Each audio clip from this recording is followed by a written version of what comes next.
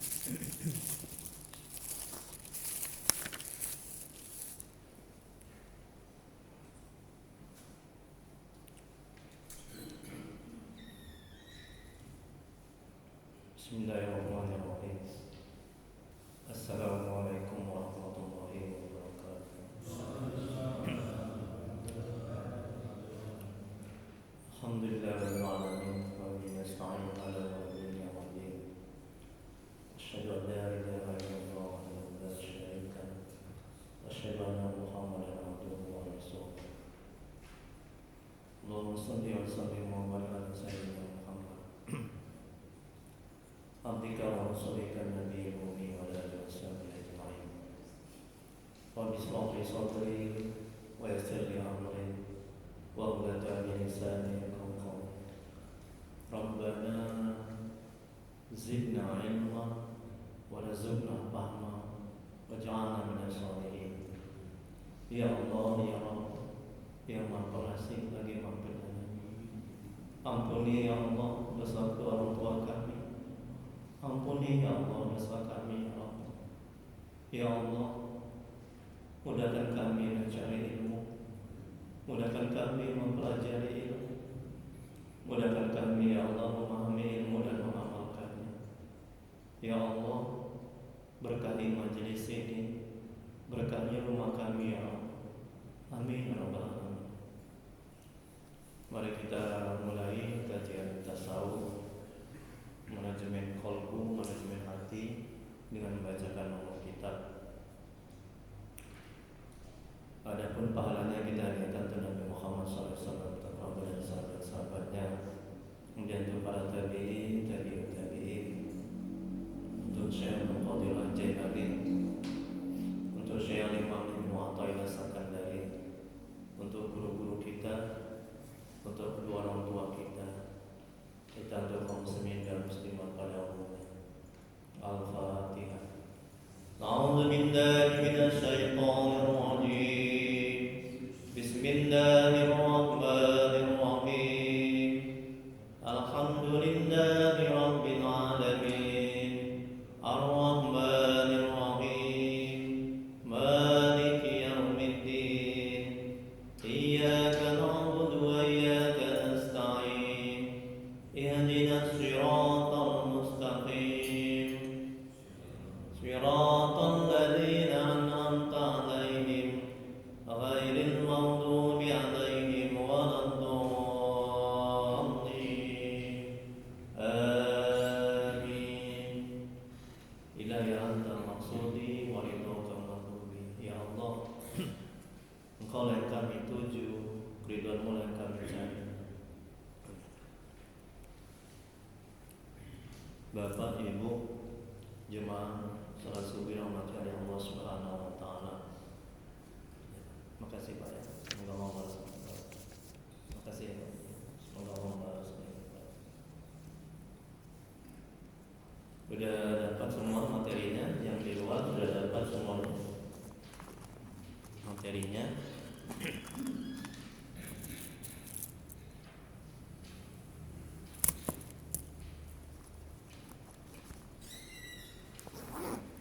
Sekarang hikmah yang ke-5, betul kan? Ya. Jadi bagi yang belum dapat materi hikmah yang keempat yang lalu ya, pelajaran yang lalu, ini masih ada fotokopiannya, nanti bisa diambil. Kita ulang sedikit tentang hikmah yang keempat ya.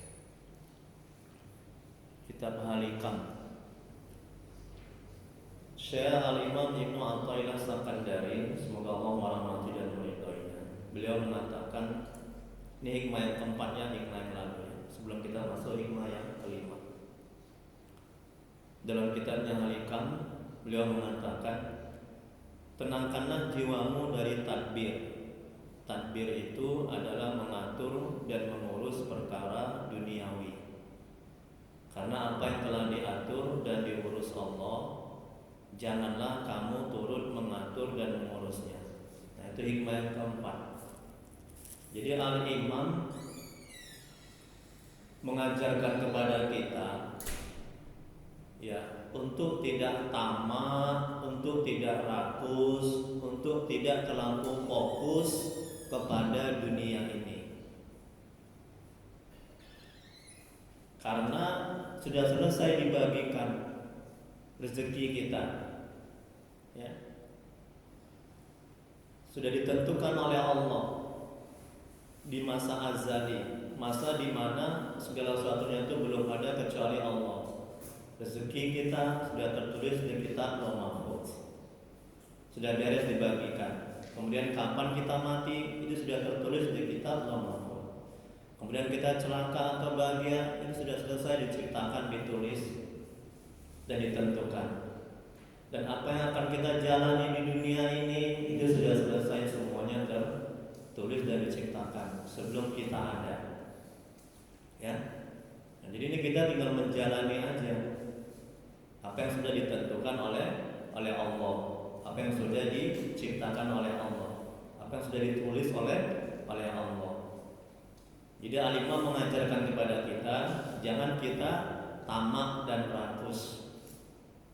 Jangan hati akal pikiran kita terfokus kepada dunia. Ya. Nah, karena dunia sudah dijamin. Kalau akhirat itu mesti kita usahakan, betul kan? Kalau nggak kita cari, nggak kita usahakan, akhirat nggak akan kita dapat, betul? Jadi kita mesti ibadah, kita mesti taat, baru kita dapat akhirat, baru kita dapat surga. Kalau dunia nggak pun dicari dapat, betul? Siapa contohnya? Wali-wali Allah yang ada di dalam Al-Quran, betul? Orang-orang soleh, mereka nggak cari dunia, tapi dunia yang datang kepada mereka, betul Ustaz? Tapi ingat, makom kita, kedudukan kita belum sampai ke wali-wali Allah, ya. Jadi kita jangan berzikir aja, jangan ibadah aja. Masih ingat kaji kita yang lalu, tajrid dengan asbab pintar. Tajrid itu makom orang-orang soleh, wali-wali Allah. Jadi kerjaan mereka berzikir aja, ibadah aja. Adapun rezeki datang kepada mereka. Nah, itu kedudukannya beda. Nah, kalau kita asbab itu kita mesti kerja, kita mesti usaha. Dan ingat, usaha kita itu adalah perintah Allah. Kerja itu ibadah. Dan usaha kita itu tidak memberikan bekas. Artinya kan ada orang kerja nggak dapat hasil. Yang menghasilkan adalah Allah, bukan usaha kita. Ini harus dipahami supaya kita nggak stres ketika apa yang kita usahakan tidak kita dapatkan. Kan ada orang pergi pagi pulang sore nggak dapat apa-apa, ada kan? Ada. Itu artinya bukan usaha kita itu yang memberikan apa yang kita inginkan.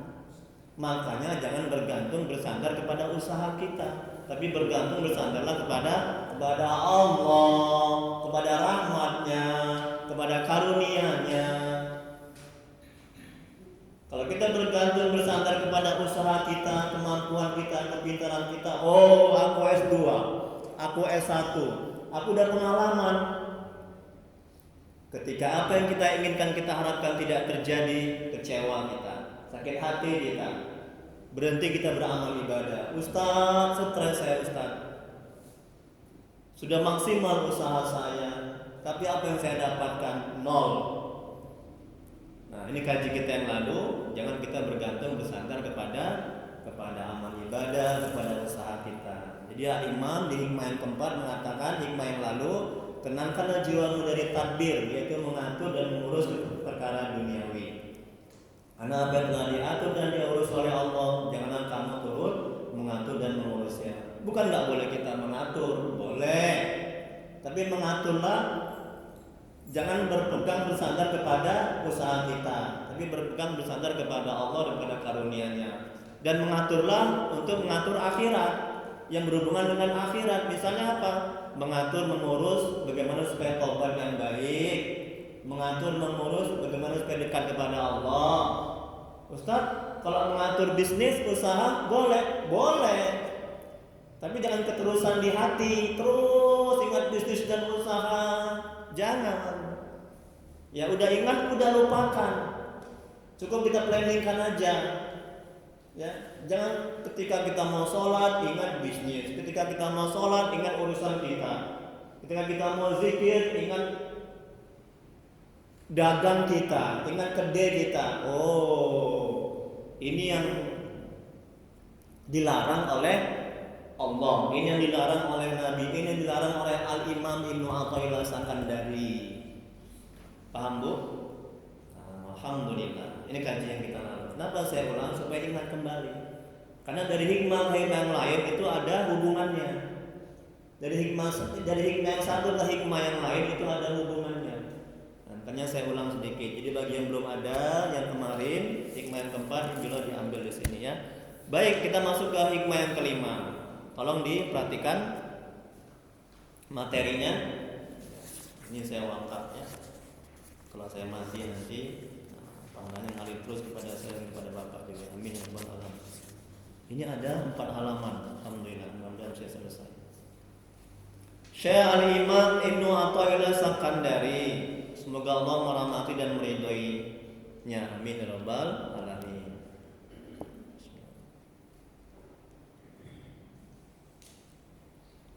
Beliau mengatakan, kegigihanmu dalam mencari apa yang telah dijamin untukmu dan kekuranganmu dalam melaksanakan apa yang diminta darimu menjadi bukti butanya mata hati. Ya Allah, Masya Allah, nikmat kalian hikamnya. Tengok nih kata Imam ini ya, Masya Allah. Tengok, kegigihanmu dalam mencari apa yang telah dijamin untukmu. Apa yang sudah dijamin Pak? Bu? Ya, pintar, alhamdulillah, rezeki, ya, mati-matian kita cari rezeki, itu sudah dijamin. Kemudian kita melupakan akhirat, sholat kita lupakan, cari ilmu kita lupakan, itu tanda butanya mata hati kata Imam. Jadi ciri-ciri orang yang buta mata hatinya adalah sibuk mencari apa yang sudah dijamin, yaitu rezeki, dan lalai kepada apa yang belum, lalai kepada apa yang dilaksanakan, yang disuruh. Apa itu? Akhirat, tidak ibadah, tidak sholat, dia lalai. Ya. Jadi pikirannya hanya terfokus kepada kerja aja, cari dunia aja. Nah, ini tanda orang yang buta mata hatinya. Kita lihat penjelasannya agar lebih jelas. Manajemen kolbu. Kalau masjid Istiqomah sana bilangnya, Ustaz, isi pengajian manajemen kolbu kata. Manajemen kolbu. Nanti dengar orang itu nantinya di YouTube nih ya. Baik Pak Haji, saya isi pengajian manajemen kolbu. Nah, tasawuf juga artinya manajemen kolbu ya. Kolbu itu kan hati ya. Nah, kolbu itu sifat, artinya bolak-balik. Jadi hati kita ini kadang baik, kadang tidak baik. Makanya kita harus zikir supaya hati ini baik aja gitu. Ya, kolbun. Hati adalah pokok, lihat Bu, materi kita. Hati adalah pokok dari segala sesuatu yang dimiliki oleh manusia. Sebagaimana sabda Nabi Nu'man ibnu Bashir, semoga Allah merahmati dan meridhoinya. Amin. Rasulullah SAW bersabda, sungguhnya di dalam tubuh manusia itu ada segumpal daging. Apabila ia baik, maka baiklah seluruh tubuhnya. Dan jikalau ia rusak, maka rusaklah seluruh tubuhnya. Tidak lain dan tidak bukan, itulah yang dikatakan hati. Jadi riwayat Bukhari dan Muslim. Semoga Allah merahmati dan meridhoi mereka. Amin. Jadi Bu, Pak, jadi ini bukan daging yang sesungguhnya. Jadi letak hati itu dia di dada sebelah kiri. Dia tidak bisa diraba, tidak bisa dilihat. Dia hanya bisa dirasa. Dan hati ini mempunyai sifat penyayang, pengasih. emosi, dan juga mempunyai sifat pemarah yang buru-buru. Dada sebelah kiri. Dan hati ini tempat datangnya ma'rifatullah, cahaya Allah letaknya di hati. Kita mengenal Allah melalui hati, bukan melalui akal pikiran. Kita khusyuk juga di hati. Makanya kalau seseorang pintar dan cerdas menjaga hatinya, dia akan selamat dunia akhirat. Jadi hati ini ibaratkan berlian yang tidak ternilai harganya. Makanya kita harus sibuk menjaga hati kita mati-matian, jangan sampai terkotori. Karena hati ini kotor yang masuk ke dalamnya. Ketika bicara yang tidak baik, hati kotor. Ketika berpikiran tidak baik, hati kotor. Bagaimana menjaganya? Selalu zikir kepada Allah. Insya Allah akan selamat. Ya, itu dah menjaga hati. Jadi kalau misalnya hati baik, seluruh anggota akan menjadi baik dan akan mudah untuk melakukan ketaatan. Jadi mata akan melihat yang baik-baik, mulut akan bercakap yang baik-baik. Tapi kalau misalnya hati kotor, bahkan sudah mati tadi, ya, nah maka dia akan bercakap yang tidak baik. Jadi hati ini adalah ibarat raja. Ketika rajanya baik, maka seluruh anggota juga akan baik dan akan memerintahkan raja itu yang baik-baik. Ketika rajanya hati itu tidak baik, maka rajanya akan memerintahkan yang tidak baik. Ya. Itu adalah sekelumit tentang hati. Nanti ada juga penjelasannya di hikmah-hikmah berikutnya lebih mendetail lagi tentang hati. Seseorang yang hatinya, lihat lagi Bu, seorang yang hatinya bersih, maka ia bisa melihat dengan mata hatinya jaminan rezeki kepada hambanya. Tengok ini.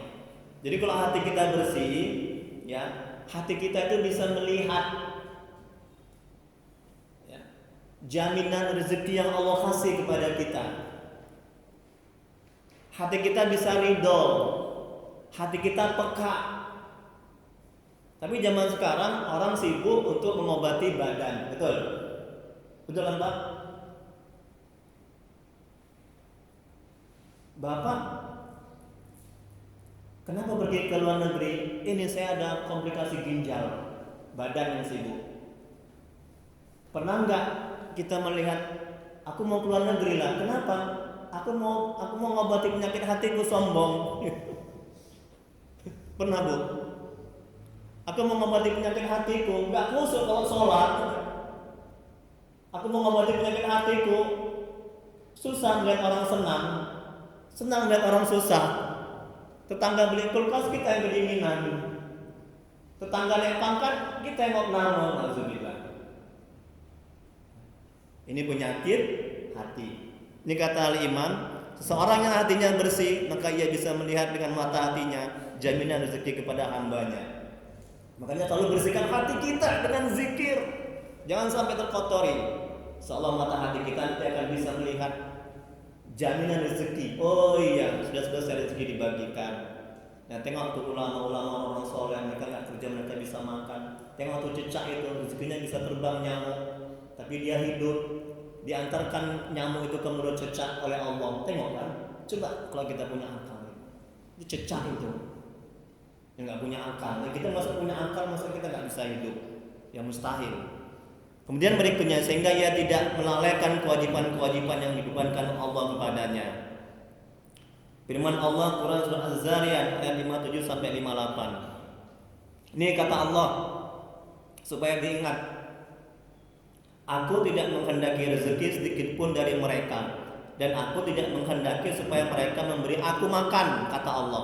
Sungguhnya Allah, dia adalah Maha Pemberi rezeki yang mempunyai kekuatan yang teguh luar biasa. Kalau udah begitu, ngapain kita sibuk dan terlalu fokus mati-matian, ya, mencari rezeki yang sudah dijamin oleh Allah? Sibuklah untuk mencari yang belum dijamin, kan? Kalau nggak kita cari nggak akan dapat, yaitu akhirat. Jadi sekali lagi kata Al-Imam, tanda mata hati itu buta, mata hati itu mati adalah sibuk mencari yang sudah dijamin dan lalai dengan yang diperintahkan oleh Allah. Apa kata Allah dalam Al-Quran? Tidak menjadikan jin dan manusia kecuali untuk beribadah. Bukan kita dijadikan Allah untuk mencari rezeki, betul kan? Allah nggak suruh itu. Kita diciptakan ini untuk ibadah. Kerja itu ibadah. Kemudian berikutnya firman Allah yang lain, Quran surah Az-Zariyat ayat 56. Dan tidak aku jadikan jin dan manusia, ini kan dia baru saya bilang tadi, kecuali supaya beribadah kepadaku. Dan firman Allah yang lain, Quran surah Al-Ankabut ayat 60, berapa banyak binatang yang melata yang tidak sanggup membawa rezekinya, makanan kebutuhannya. Allah yang menjamin rezekinya. Tengok nih Bu, Allah yang menjamin rezekinya juga terhadap kamu.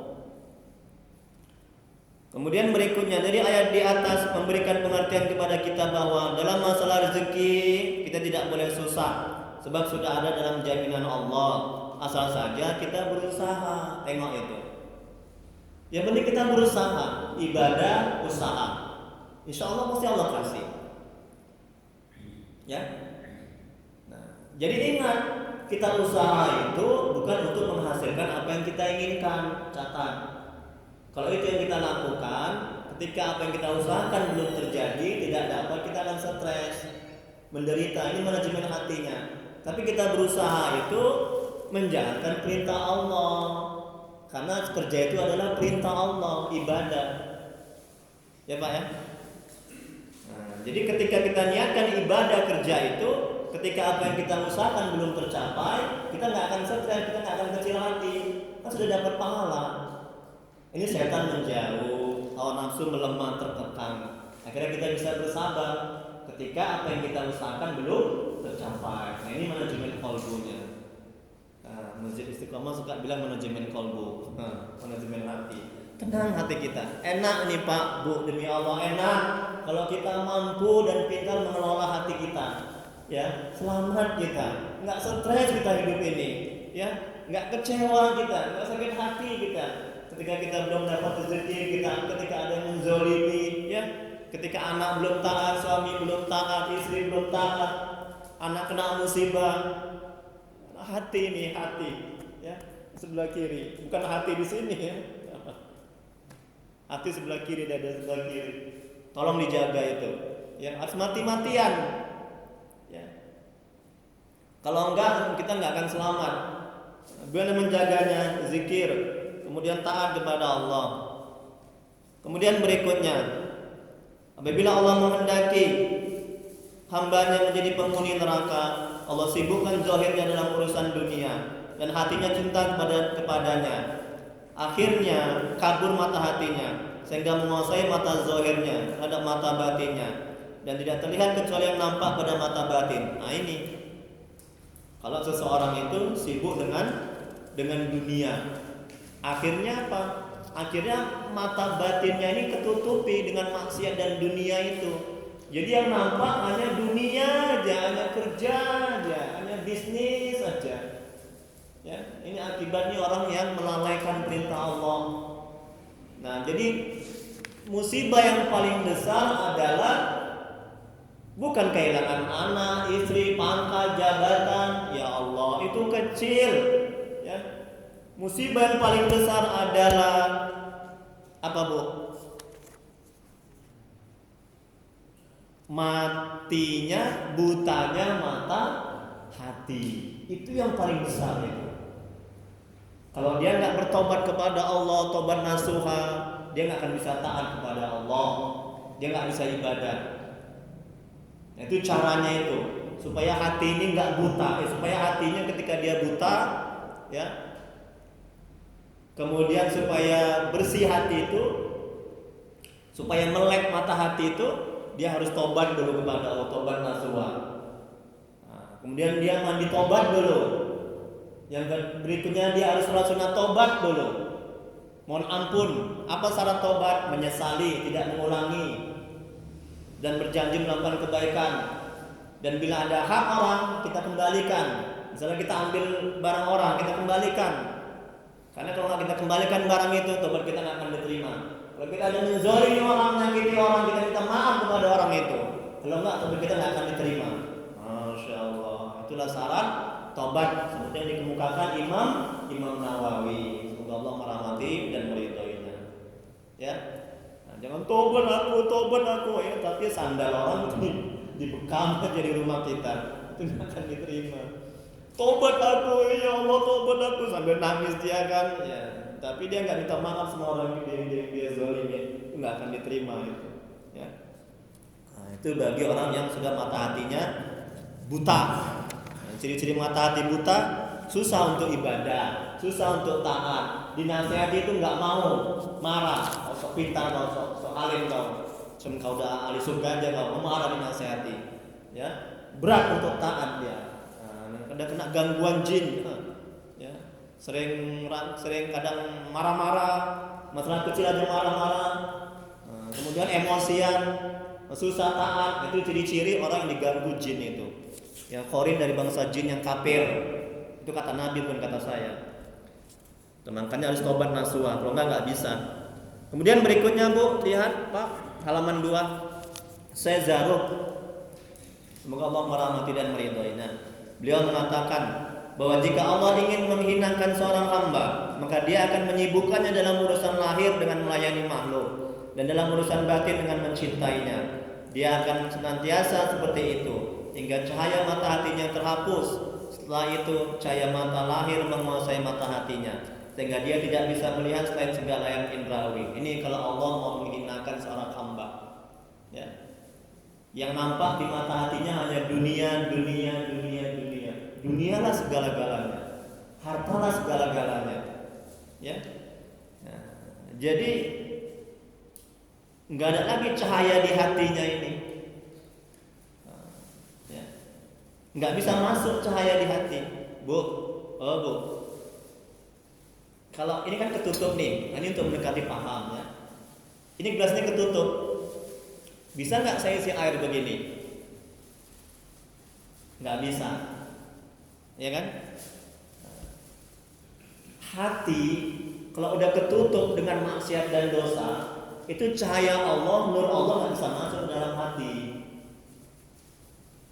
Kalau udah nggak masuk cahaya Allah dalam hati, maka mata hati itu buta, ketutup. Dia nggak bisa mata hati nggak bisa melihat jaminan Allah berupa rezeki. Mata hati nggak bisa melihat ini yang baik, mana yang buruk, memilah mana yang buruk, mana yang baik, itu nggak bisa lagi. Akhirnya dihantam aja, mana yang haram dihantam terus, mana yang syubhat, mana yang makruh dihantam terus. Dia nggak bisa membedakan. Nah, ini ya. Kemudian berikutnya, lihat lagi Bu. Ini masih kata Syekh Zaruk. Kemudian dia bersungguh-sungguh dalam mencari rezeki yang telah dibagikan dan telah dijamin untuknya. Dia lengah dari kewajiban yang dituntut darinya, dan bila mata hati telah terhapus, maka kekufuran yang akan terjadi. Sungguh dunia itu seperti sungai, tidak ada yang selamat darinya selain orang yang tidak meminum airnya, atau yang mengambil hanya segenggam tangannya, bukan yang minum untuk memuaskan dahaganya. Tengok, itulah dunia, itulah harta. Harta nih Pak, Bu, harta ini semakin dicari, semakin haus kita. Semakin tamak kita, semakin rakus kita. Kalau nggak kita barengi dengan takwa, dengan iman, dengan hati yang bersih. Ini kayak minum air laut, mencari harta ini. Ini seperti kata Syekh Zaruk ini dalam kitab Al-Hikam. Kata Al-Imam ini, air laut itu semakin diminum semakin haus, betul kan? Nah begitu juga dunia ini. Nggak ada sifat qanaahnya, merasa cukupnya. Tamak, rakus, sikut sana, sikut sini, ambil sana, ambil sini. Kawan pun dijegal, ya kan? Bahkan abang sama adik pun juga bisa bunuh-bunuhan, betul? Ya kan? Betul kan Pak Haji? Abang sama adik, saudara, gara-gara apa? Harta warisan, gara-gara dunia. Itulah ngerinya itu. Ya, jadi hati-hati sama dunia. Ya. Kalau kita nggak bisa menyikapinya dengan hati yang bening, hati yang bersih, hati yang dekat kepada Allah, kita akan terjerumus. Berikutnya, lihat lagi Pak, Bu. Sungguh dunia itu seperti sungai Talut, tidak ada yang selamat darinya. selain orang yang tidak meminum airnya atau mengambil hanya segenggam tangannya, bukan yang minum untuk memuaskan dahaganya. Ini perintah Imam. Ambillah dunia itu sekedarnya, ya, untuk kita bekal pulang ke akhirat, ya. Nah, jadi dunia itu hanya di tangan, jangan di hati. Artinya, ketika kita punya mobil, jangan hati terus ingat kepada mobil. Ketika kita punya anak, punya istri, jangan sampai hati anak istri terus ingat di hati, jangan. Nanti celaka kita, nauzubillah. Ya, cukup di tangan. Artinya di hati hanya Allah, di hati hanya akhirat. Masya Allah, enak itu. Ketika anak diambil, harta diambil, kita nggak akan stres, nggak akan kecewa. Ustaz, stres aku Ustaz. Kenapa Bu? Suamiku meninggal Ustaz. Aku mau makan apa? Coba, mau makan apa katanya? Orang yang hatinya ini sudah buta ini. Stres aku Ustaz, ini COVID, gak kerja lagi aku Ustaz. Gimana aku mau cari duit? Nah, ini karena mata hatinya ini udah buta ini. Ya, menderita. Setan tuh makin mengganggu, jin itu makin mengganggu. Siap-siaplah stres, stroke, mati. Betul? Kan awalnya dari hati. Kalau hati udah busuk, udah ketutup mata hati, kontak ke akal pikiran. Betul kan? Akal pikiran dibantu setan sama jin itu tadi dan hawa nafsu. Akal pikiran menjadi stres, akhirnya menjadi stroke, akhirnya mati. Jadi penyakit itu dari dua aja Bu, Pak. Perhatikan, penyakit itu datang dari dua aja. Yang pertama dari hati yang tidak baik, ya. Yang kedua dari makanan. Nah, makanya jaga hati kita agar kita sehat. Hati tenang, bersih, akal pikiran tenang dan baik, betul kan? Itu setan menjauh, hawa nafsu melemah, jin gak akan berkutik untuk mengarahkan kita kepada keburukan. Ingat musuh kita tiga, setan, jin, hawa nafsu. Kalau kita selalu waspada dengan zikir kepada Allah, selamat kita dunia akhirat. Mereka mati-matian untuk menggoda kita, menggiring kita, sedangkan kita santai-santai saja, Bang. Nggak ada yang ganggu, ya, harus waspada selalu. Kemudian berikutnya, perlu kita ketahui tanda-tanda orang yang tenggelam dalam berusaha pada apa yang telah dijamin oleh Allah, yang menyebabkan mata hatinya buta. Yang pertama, timbul penyesalan apabila sesuatu yang telah diberikan oleh Allah dicabut kembali oleh Allah. Apakah dengan jalan hilang, dicuri orang? Ini tanda-tanda orang buti, orang-orang yang buta mata hatinya. Ketika uangnya hilang, stres dia. Ketika nggak ada pekerjaan, stres dia. Ketika anaknya belum taat,